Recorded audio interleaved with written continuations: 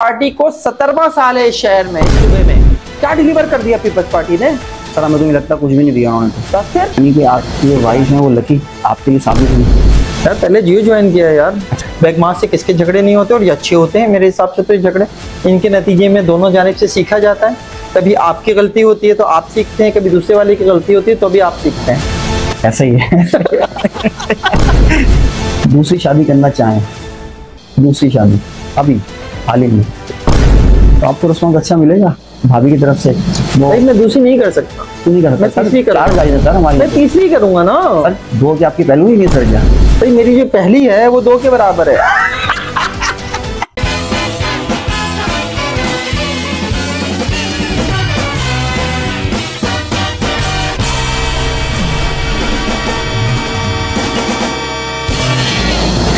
चले सर, ये तो बहुत सारी बातें आपसे हो गई, थोड़ा आ जाते हैं थोड़ी मस्ती की तरफ।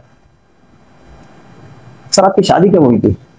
मेरी शादी कब हुई थी? जिस साल मैंने जियो ज्वाइन किया था, यानी कि जिस 2002 में मैंने जियो ज्वाइन किया जुलाई में, और दिसंबर 2002 में मेरी शादी हुई। यानी कि आपकी जो वाइफ है वो लकी आपके लिए साबित हुई। यार पहले जियो ज्वाइन किया यार। अच्छा, पहले जियो ज्वाइन किया, उसके बाद फिर आपकी शादी। और ये बात जाहिर है वो भी ये देखेगी तो उसको भी वो होगा कि मैंने ये कह दिया। लेकिन इसको इस तरह से ना ले। घर में मैंने घर में मैं शायद मैंने घर में गलती करी है, सॉरी हो सकता है मैं गलती करी है। नहीं मैंने घर में रहना है भाई। मैं बता दूं कि हाँ, मेरी उसके साथ मंगनी जो है वो 4 साल रही, और इन 4 सालों में मैंने प्रिंट मीडिया से जो है वो इलेक्ट्रॉनिक मीडिया में जंप लिया आखिरी साल में, जिस साल उससे शादी तय हुई थी। और जियो ज्वाइन करने के बाद मेरी फिर शादी हुई। सर चक्कर कितने चले आपके? लातादाद। कितने लातादाद? फिर शादी से पहले की बात कर रहा हूँ। शादी से पहले जिनको आपने प्रपोज किया तो पता नहीं, मेरा ख्याल है कि 2-3 तो होंगे। एक ननियाल में, एक ददियाल में। सर मैं आपकी खानदान की बात नहीं कर रहा। 2 ये हो गए और एक और 3 तो होंगे मेरा ख्याल है। 3 या 4 या शायद इससे ज्यादा भी हो सकते हैं। हाँ, ये बात असल में मेरा पता है वो ईमान क्या है, चलता रहने दो मियाँ सिलसिला दिलदारी का। वाह वाह। आशिकी दीन नहीं है जो मुकम्मल हो जाए। वाह वाह वाह वाह वाह। तो ठीक है, चल रही थी आशिकी। शादी के बाद सर कैसा रहा आपका? शादी के बाद यार बेगमात कहाँ चलाने देती हैं चक्कर। शादी से पहले अच्छा था या शादी के बाद? चक्कर चलाने के वाले से पूछ? नहीं सर, लाइफ देखो यार, वो लाइफ अपनी एक मजे की लाइफ थी। देखिए मेरी बात की तरफ तवज्जो लगाइएगा। मेरा सवाल बड़ा आसान सा है और सिंपल है, मुझे 2 लफ्जों में जवाब दीजिएगा, यस या नो। मेरा सवाल है कि शादी से पहले की लाइफ आपकी अच्छी थी या शादी के बाद वाली लाइफ अच्छी थी? Just for enjoy. Yes no. Yes या नो? Yes no. आपने कहा 2 लफ्ज, आपने 1 लफ्ज नहीं कहा, इसलिए दोनों ले लीजिए। आपने तो कहा 2 लफ्जों में जवाब दें, आपने 1 लफ्ज नहीं कहा। नहीं सर, आपने 1 लफ्ज नहीं कहा, आपने कहा 2 लफ्जों में जवाब दीजिएगा। मैं दोनों लफ्जों में जवाब दे रहा हूँ आपको, यस और नो। सर ये मेरा सवाल का जवाब नहीं है ना सर। तो आप फिर सवाल से ही करें अपना। नहीं सर, आप इतना से चले ऐसा कर दें, मैं आपको इतना बता दें सर, ये शादी से पहले की लाइफ आपकी ज्यादा अच्छी थी या शादी के बाद की लाइफ? मेरा ख्याल है शादी के बाद की। तो उसकी वजह बच्चे। अच्छा, मैं अपने बच्चों से बहुत प्यार करता हूँ। सर वो तो सभी करते हैं। सब करते हैं, नो डाउट करते हैं, अल्हम्दुलिल्लाह सब करते हैं, मुझे इसके ऊपर कोई वो नहीं। लेकिन चूंकि हमारी जिंदगी में एक वाकया हुआ ना, जिसमें मेरा बेटा शहीद हो गया, उसके बाद शायद मेरी और मेरी बेगम की जो अटैचमेंट है ना, वो बच्चों से बहुत ज्यादा बढ़ गई। और उसके नतीजे में जो है वो अब बच्चों की एक जो प्रेजेंस है ना हमारी जिंदगी में, उसकी अहमियत बहुत ज्यादा है। इसलिए मैं समझता हूँ कि वो शादी के बाद की जो जिंदगी है वो मेरे लिए ज्यादा खूबसूरत है, क्योंकि उसमें जो है वो 3 फूल शहजादे शैतान ये मेरी जिंदगी में है। तो इसलिए अब मजा वहां है। और अगर आप कहें कि फिर आप मुझसे अगला सवाल कर सकते हैं कि शादी से पहले कि क्या था। शादी से पहले भी बहुत कुछ था जिंदगी में। चक्कर चलाए बहुत आपने? हाँ बहुत चला है, मतलब कोई इनकार नहीं है इससे। ये आप ऑनर ही बोल रहे हैं सर, हो सकता है भाभी देखें तो आप बोलेंगे नहीं सर कि ये आप वहां पे बैठ के बता पता है यार।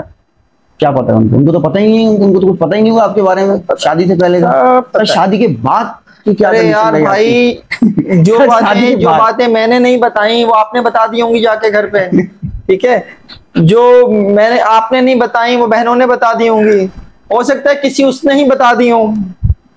सर पता है नहीं सर, शादी से पहले तो वो तो चलो ठीक है, सब चलता है, लेकिन शादी के बाद भी आपकी जब शादी बिल्कुल नई नई हुई, 2-4 महीने या 5 महीने हुए होंगे शादी को, और उस दौरान अगर किसी खातून का आपके मोबाइल पे कॉल आ रही होगी, तो उस टाइम भाभी के तासुरात तो मेरे ख्याल तो बड़े डिफरेंट हो गए। नहीं, या लड़ाई झगड़ा कोई नहीं, इसमें एक अच्छी चीज ये हो गई कि उसे ये समझा दिया था कि ये जिस प्रोफेशन के बंदे से तुम शादी कर रही हो, इसकी जिंदगी में बहुत कुछ है।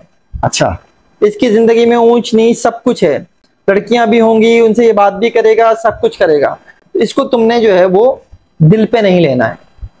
तो दिल पे मतलब यार चलता रहा फिर अल्हम्दुलिल्लाह। यानी कि कभी ऐसा आया बीच में, आपकी शादी कितने साल हो गए सर? 2002 से लगा लीजिए, हम 2025 में बात करें, 23 साल हो गए। 23 सालों के अंदर, 23 सालों में तो मैं बहुत आगे निकल जाऊंगा, मैं शुरू में आ जाता हूँ, 5-6 सालों में आ जाता हूँ। कभी ऐसा हुआ भाभी साहब की तू मैं हो गई, लड़ाई हो गई किसी बात पे, आपको गुस्से में आए? किस घर में नहीं होती? किस घर में? बुलाएं वाइफ को, अभी पूछ लेता हूँ आपकी। सर वो तो सब सभी रहते हैं। नहीं सर, कभी ऐसा सीन में पूछना चाह रहा हूँ कि आप ऑफिस से आए हो और उसने मुझे घर से निकाल दिया हो। ऐसा नहीं सर, आप बहुत गुस्से में भी हो, यानी कि कोई ऑफिस वर्किंग में बहुत सारी चीजें होती हैं इंसान की, जो आदमी थोड़ा सा गुस्से में होता है या घर में गुस्से एकदम हाइपर हो जाता है, बहुत सारी चीजें होती हैं। आजकल मेरे ख्याल से हो ये रहा है कि शौहर घर में आते हैं और बीवियां शुरू हो जाती हैं कि आप ये नहीं लाए, वो नहीं लाए, इनकी बीवी को बुलाओ जरा। ये नहीं लाए, वो नहीं लाए। इस तरह कोई हादसा हुआ आपके साथ? होते रहते हैं, देखो हर शख्स की जिंदगी में होते हैं, ठीक है। और आपने सीरियस लिया इसको कभी? सबकी आइडियल लाइफ नहीं होती, मेरी भी जाहिर है नहीं है। और बेगमां से किसके झगड़े नहीं होते, और ये अच्छे होते हैं मेरे हिसाब से। तो ये झगड़े, इनके नतीजे में दोनों जानिब से सीखा जाता है। कभी आपकी गलती होती है तो आप सीखते हैं, कभी दूसरे वाले की गलती होती है तो भी आप सीखते हैं। ऐसा ही है। ऐसा ही है। तो ये आपका जवाब होता बड़ा अच्छा था, तो इसलिए जो है वो मैंने सीखा, खूब सीखा, बहुत सीखा। अच्छा, कभी भाभी डर लगता है आपको?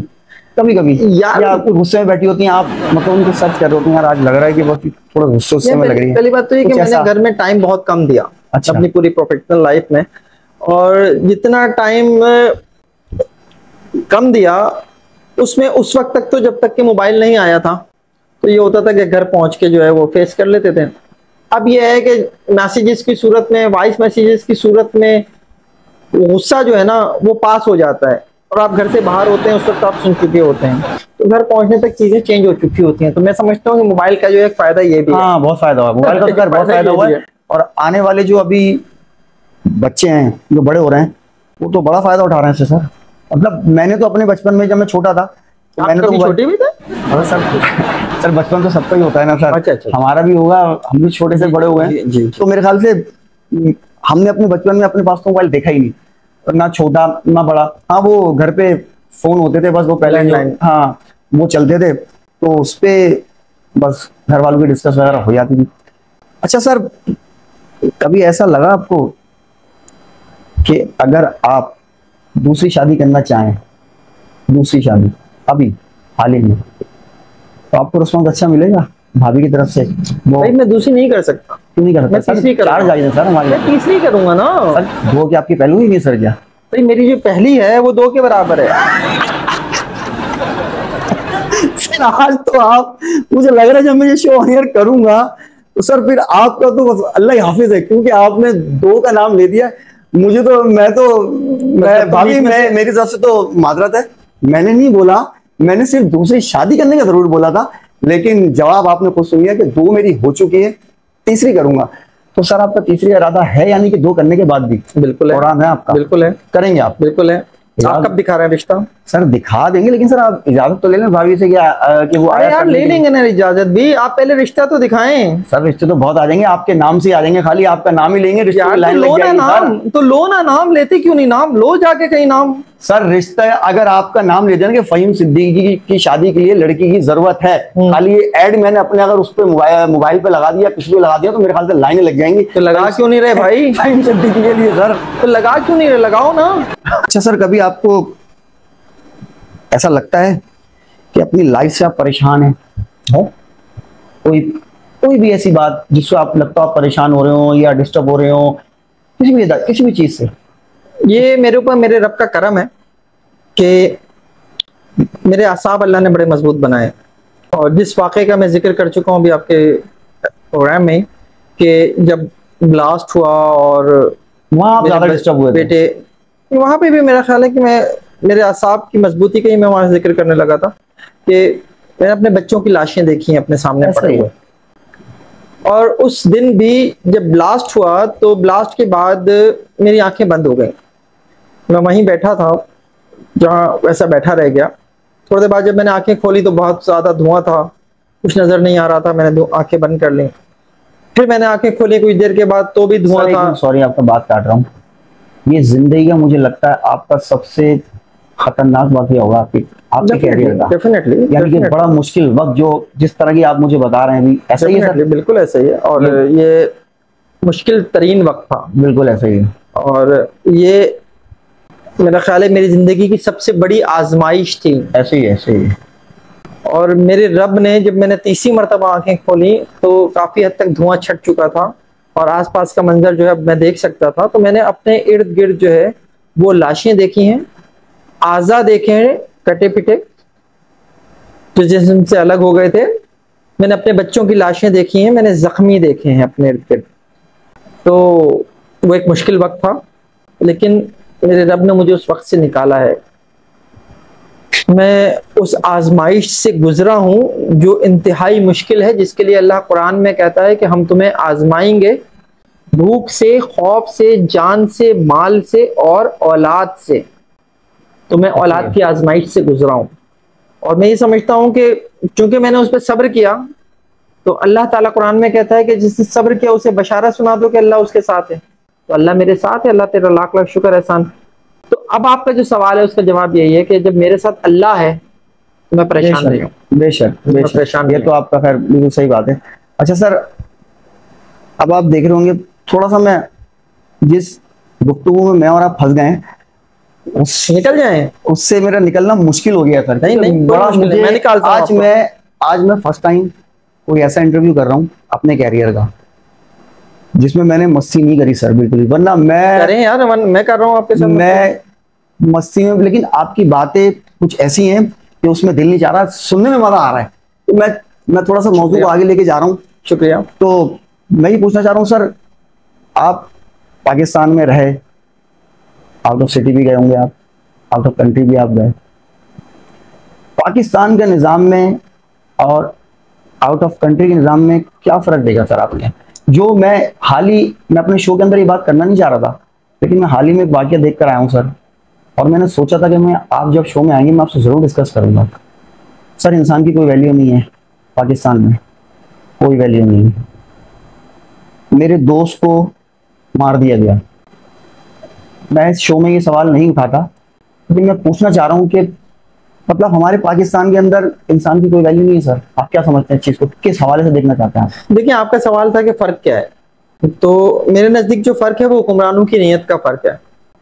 किसी भी दूसरे मुल्क में आपको वो स्टेट जो है वो किसी ना किसी तरह से फलाही स्टेट मिलेगी कि लोगों की फलाह हो रही होगी, उन्होंने अपने शहरियों के लिए कुछ ना कुछ फलाह का रास्ता रखा होगा। हमारे यहाँ सबसे बड़ा मसला यह है कि हमारे यहाँ हुक्मरानों की नीयत नहीं है, जिसकी वजह से हम 70 साल के बाद भी जो है वो ये बात कर रहे हैं कि हमारे यहाँ इंसानी जान की अहमियत नहीं है। ठीक, इंसान की अहमियत नहीं है। उसकी सबसे बड़ी वजह यही है कि हमारे यहाँ जितने भी सियासतदान हैं या सियासतदानों के अलावा भी वो लोग जिन्होंने जो है वो आकर हुकूमत की, मैं आमिरों की बात कर रहा हूँ, जो जनरल आके बैठते गए इस मुल्क में, उनकी बात कर रहा हूँ, उन्होंने भी कोई कौम या मुल्क के लिए कुछ ऐसा नहीं किया कि जिसके बाद 70 साल के बाद हम यह कह सकें कि यार हम एक तरक्की याफ्ता कौम है।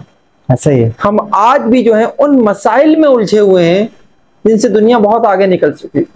आज भी हम पानी, बिजली, गैस, तालीम, सेहत, इंफ्रास्ट्रक्चर, टूटी हुई सड़क, ई चालान, इसमें फंसे हुए हैं। इससे हमें बहुत पहले निकल जाना चाहिए था। ऐसा ही दुनिया में ऐसी कई मिसालें मौजूद हैं जहां हमारे बाद आजाद होने वाले, हमारे बाद बनने वाले मुल्क जो हैं वो हमसे आगे निकल चुके हैं। ऐसा ही है सर। आज जो हाल आपके इस शहर का है, कराची, जहां हम बैठे हुए हैं, ये कराची पूरे मुल्क को पालता है। लेकिन इस कराची का हाल ये है कि इस कराची में कहीं कहीं जो है गढ़ों के दरमियान सड़क मिलती है, इस शहर का हाल ये है कि यहाँ हुकूमतें मंसूबे शुरू तो करती हैं, उन्हें मुकम्मल नहीं करती। चाहे वो रेड लाइन का मंसूबा हो, चाहे वो ऑरेंज लाइन का मंसूबा हो, चाहे वो करीमाबाद फ्लाईओवर अंडरपास और फ्लाईओवर हो। तो ये तो सिचुएशन है इस शहर में। यहाँ तालीम और सेहत जो है वो आपको मेरिट पे नहीं मिलता, सिफारिश से मिलता है। तो ये वाली सिचुएशंस हैं। और ये शहर जिस तरह से इस वक्त नजरअंदाज किया जा रहा है, तो मुझे तो अब डर लगने लगा है। अल्लाह बेहतर करने वाला। हम टाइम बॉम्ब पे बैठे हुए हैं, ऐसा ही है, किसी भी वक्त जो है कोई बड़ी बात हो सकती है। ये हालिया जो अभी मैं वीडियो देख रहा हूँ सर, मतलब लोगों ने फनी कर दिया उसको। फनी से मुराद ये है कि वो हेलमेट नहीं होगा चलाने, कैमरे लगा दिए गए पूरे कराची में, तकरीबन जगह में, कराची में तो नहीं, चंद जगहों पर लगा दिए गए। वीडियो वायरल होना शुरू हो गई है कि भाई मैं पैदल चल लूंगा। लोग पैदल भाग रहे हैं, दौड़ रहे हैं सर, रोडों पे दौड़ रहे हैं और बता रहे हैं कि भाई मैं चलान नहीं पड़ सकता, मैंने अगर हेलमेट नहीं पहना हुआ तो ये कैमरा सामने लगा हुआ है, मेरी वीडियो आ जाएगी। देखिए बात सुने, पैदल चलने के ऊपर भी अगर लग गया तो फिर क्या हुआ सर? फिर तो उसके भी अगर चलान देना पड़ गया तो फिर क्या होगा? ये तो मजाक की बात है। सीरियसली तो ऐसा है कि जी दुनिया भर में कवानीन का निफाज जो है वो इसी तरह होता है, सख्ती के साथ होता है, लेकिन आप समझते हैं कि इतनी सख्ती के साथ नहीं होता कि आप जो है वो चालान की रकम कहीं की कहीं ले जाएं। जी ऐसा ही है। लाहौर में भी ई कैमराज मौजूद हैं, ई चालान आता है। वहां के जुर्माने में और यहाँ के जुर्माने में आपने जमीन आसमान का फर्क रख लिया। 200 रुपए। इसकी वजह से ये शहर जो है ना वो सिसक के सवाल कर रहा है कि मेरे साथ ही क्यों? ऐसा ही है। मैं पूरा मुल्क पालता हूँ, मैं पूरा सिंध पालता हूँ, ऐसा ही है, ठीक है, उसके बावजूद सब कुछ मेरे साथ ही क्यों हो रहा है यार? और मुझे मिलता कुछ भी नहीं है जवाब में। आप ठीक है चालान कर रहे हैं ना, इस शहर की सड़कों को तो इस काबिल बना दें। चले आप कहते हैं कि जनाब ये गलत बात है, चालान का इससे क्या ताल्लुक? तो भाई मैं आपको ऑप्शन देता हूं कि जो पैसा आप इस ई चालान से हासिल कर रहे हैं लोगों के ऊपर जुर्माने लगा के, एक टाइम पीरियड अनाउंस करे गवर्नमेंट कि ये पैसा शहर के इंफ्रास्ट्रक्चर पर लगेगा। ठीक, पहले दिन ही जो है 6 करोड़ रुपए के चालान किए थे आपने जी। कोई एक सड़क बना दे 6 करोड़ से शहर की, उसके बाद कहे कि जनाब ये ले हमने बना दिया, उस पैसे से बनाई जिसके जो आप पर चालान के जरिए आया। आप समझते हैं पॉसिबल है सर ऐसा हो जाएगा? नहीं है ना, नियत नहीं है। मैंने आपसे कहा ना हुक्मरानों की नियत नहीं है डिलीवर करने की।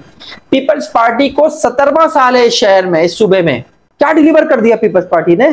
सर हमें तो नहीं लगता, कुछ भी नहीं दिया उन्होंने। बस फिर ऐसे ही है, तो हुक्मरानों की नियत नहीं है। कह रहे हैं कैमरे लगा दिए गए, चंद शराब आप बता रहे हैं, लोग कह रहे हैं कि कैमरे लगा दिए गए, फोकस सिर्फ आवाम के ऊपर है। वो कैमरा वहां क्यों नहीं घूम रहा जहां सड़कें टूटी हुई हैं, जहां गटर लाइन बह रही है, कचरा बह रहा है, समंदर जैसा पानी तैर रहा है, कचरों के अंदर तैर रहा है? वो कैमरे वहां क्यों नहीं जा रहे? मतलब सीधे आवाम पे क्यों जा रहे हैं सर? क्या है कि मतलब क्या समझ रहे हैं कि मतलब कराची वाले मर जाएं? देखें आ जाएं। ये तो खैर वो है अजीब सी बात, लेकिन फिर भी मैं ये बात जरूर कहूंगा। सर मैं नहीं कह रहा था ये बात, नहीं बिल्कुल नहीं, मैंने सोशल मीडिया पे कहने जा रहा हूँ वो मैं सोशल मीडिया पे देखी, वही वीडियो की बात मैं आपको बता रहा हूँ। और वो सब यही कह रहे हैं कि कैमरे हम पे फोकस कर दिए गए, कचरे पे नहीं हो सकते, रोड टूटे पे नहीं हो सकते, लाइटों पे नहीं हो सकते, बिजली पे नहीं हो सकते, करंट पे नहीं हो सकते, इस पे नहीं हो सकते, गैस पे नहीं हो सकते, अदर अदर सर कुछ भी XYZ। देखिए तो कैमरे आप पे फोकस हो गए बस। अवामी मसाइल के हल में या की कोई पॉलिसी है नहीं बेसिकली। लेकिन आप ये भी देखिए कि ये कैमराज जो हैं खुद कराची पुलिस को ही एक्सपोज भी कर रहे हैं ना। एक शख्स के घर पे चालान आता है और उसको कहा जाता है कि जी आप जो हैं वो बगैर हेलमेट के बाइक चला रहे थे। वो कहता है जी मेरी बाइक तो 4 साल पहले चोरी हो गई थी, ऐसा ही है, मेरे घर पे आपने चालान भेज दिया है। वो बाइक जो 4 साल पहले चोरी हो गई थी, इस शहर में 100 से ज्यादा थाने होने के बावजूद, एंटी व्हीकल लिफ्टिंग सेल जो पुलिस का एक शोबा है उसके होने के बावजूद 4 साल से इस शहर की सड़कों पर चल रही थी। आपके कैमरे ने तो उसे देख लिया, पुलिस की वालों की आंख नहीं देख सकी उसे। उसके बाद आपने उसका चालान घर भेजने के लिए एक्साइज से उसका रिकॉर्ड तो निकाल लिया, उसके घर का पता तो निकाल लिया, पुलिस रिकॉर्ड से आप ये नहीं निकाल सके कि वो कभी चोरी भी हुई थी। What is this? This is nonsense. ऐसे ही सर, ये है सिचुएशन। इसलिए कराची का में जो है ना फ्रस्ट्रेशन बढ़ रही है। इसलिए मैं कहता हूं कि हम टाइम बॉम्ब पे बैठे हुए हैं। ये फ्रस्ट्रेशन जब बहुत ज्यादा हो जाएगी तब ये लावा जो है वो पक के किसी दिन फटेगा आतिशफिशा की तरह, फिर नुकसान होगा। इसलिए मैं कहता हूं हुक्मरानों से भी कि खुदा के लिए होश के नाखुन लो। अच्छा सर, FIR आप कर रहे हैं, बड़ा मजा आ रहा है FIR करने में, थोड़ी सी बड़ी मजेदार बातें हुई हैं और सारा निचोड़ भी सामने आ गया कि क्या क्या हो रहा है, क्या क्या होगा, देखते हैं, अल्लाह मालिक है। लेकिन सर आप ये बताएं कि अभी हाल ही में बिल्कुल कराची के बारे में आप क्या सोचते हैं कि कराची ठीक होगा या नहीं होगा? कराची अब ठीक हो नहीं सकता फौरी तौर सर कोई नहीं कर सकता। कर सकता है, अल्ताफ भाई कर सकते हैं। बात आप ऑनियर बोल रहे हैं? यस, ऑनियर बोल रहा हूँ। देखिए मसला क्या है, मसला ये है कि अगर मैं आपको थोड़ा सा पीछे ले जाऊं ना, तो अल्ताफ हुसैन के हुक्म पर जो उनकी एमकेएम थी उस वक्त, उसने कराची में हफ्ता सफाई मनाया था। इस शहर की गलियां, सड़कें, मोहल्ले सब साफ हो गए थे। उसके बाद जब उन्हें मौका मिला और उन्हें जो है वो निजामत मिली, तो मुस्तफा कमाल के दौर में इस शहर में जितना काम हुआ वो आपके सामने है। हाँ ऐसा ही है, ठीक कह रहे हैं। आज इस शहर के जो मसाइल हैं वो हल करने के लिए अगर किसी के पास अवामी ताकत हो सकती है तो वो अल्ताफ हुसैन के पास है, लेकिन उसके ऊपर पाबंदी है। तो नहीं उनको आप इजाजत देते उसे बात करने की, उसे काम करने की, उसकी तंजीम को काम करने की। तो जब आप मुझसे फिर ये सवाल करेंगे तो मैं माजी की रोशनी में यही जवाब दूंगा आपको। अच्छा, दूसरा कोई जवाब नहीं बनता। अच्छा, लास्ट में सर शो के एंडिंग पे जा रहे हैं, एक आखिरी सवाल है। पाकिस्तान में सच बोलना कितना मुश्किल है? मुश्किल है, बहुत मुश्किल है। और लेकिन फिर भी कुछ पागल हैं जो बोल रहे हैं सच, और मेरा ख्याल है कि बोलते रहेंगे। और अपना और सच बोलने की एक कीमत होती है, वो आपको अदा करनी पड़ती है। मैंने भी अदा की है और लोगों ने भी अदा की है, और जो ये कोशिश करेगा उसे ये कीमत तो अदा करनी पड़ेगी। आप ये समझते हैं? Thank you very much Faheem Siddiqui साहब। आज का जो शो था हमारा बड़ा मजेदार हुआ। देखने वाले यही देखेंगे कि जो फुल मस्ती टॉक शो है वो इस टाइम रिपोर्टिंग शो बना हुआ था, लेकिन बड़ा मजेदार शो हुआ। यकीनन मुझे यकीन है कि आप लोगों को ये शो बहुत पसंद आएगा, और इस वीडियो को आप लोग पूरा देखिएगा, एंड तक देखिएगा। और जिसने हमारे चैनल को लाइक शेयर सब्सक्राइब नहीं करा हुआ प्लीज काइंडली वो कर लीजिए। जब तक के लिए फुल मस्ती टीवी और फ़हीम सिद्दीकी साहब को याद दीजिए, पाकिस्तान जिंदाबाद।